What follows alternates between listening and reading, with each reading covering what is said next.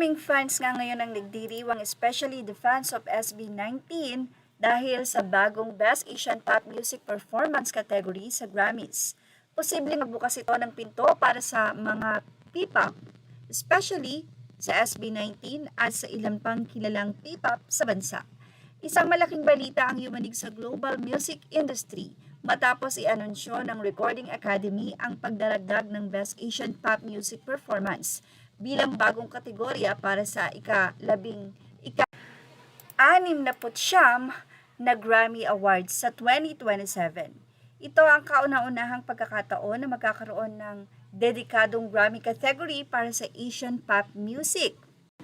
Ayon sa opisyal na anunsyo, kikilalanin ng bagong kategorya ang mga natatanging pop recording mula sa mga merkadong Asyano. Kabilang, ngunit hindi limitado sa K-pop, J-pop at C-pop, pati iba pang Asian pop music na gumagamit ng isa o higit pang wikang Asyano. May pag-asa ba ang SB19?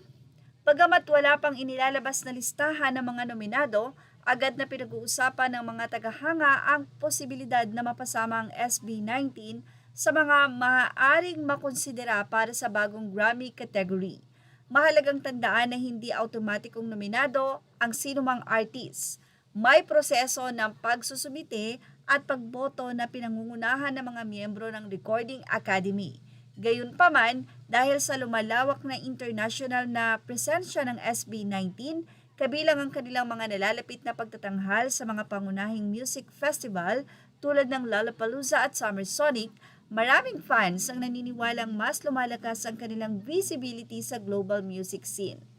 Malaking pagkakataon ito para sa P-pop, kung magiging bukas ang bagong kategorya sa mas malawak na Asian pop ecosystem at hindi lamang sa K-pop, J-pop at C-pop, maaaring magkaroon ng pagkakataon ng mga P-pop acts na makapasok sa Grammy conversation sa mga susunod na taon. Maraming international observers ang nagsasabing ang bagong kategory ay pagkilala sa patuloy na paglago ng Asian music sa pandaigdigang merkado. Ang mahalagang dapat tandaan, sa ngayon wala pang opisyal na kumpirmasyon na nominado ang SB19 at hindi pa rin bukas ang opisyal na listahan ng mga entries para sa naturang kategorya. Ngunit napakalaki ng posibilidad nito dahil na nga rin ang SB19 ay magtatanghal sa nasabi nga pong festival katulad ng Lollapalooza.